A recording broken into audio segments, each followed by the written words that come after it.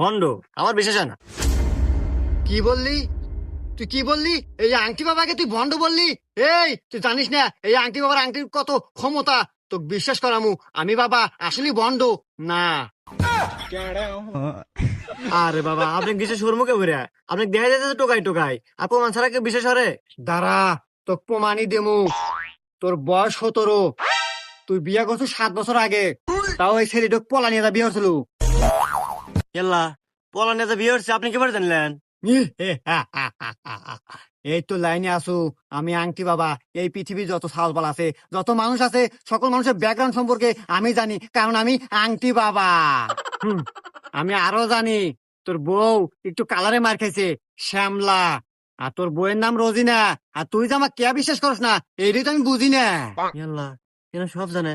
বাবা বিশ্বাস আল্লাহ আসতেছে। শোন, বিশ্বাস আরো আসবো। মেইন কথা তো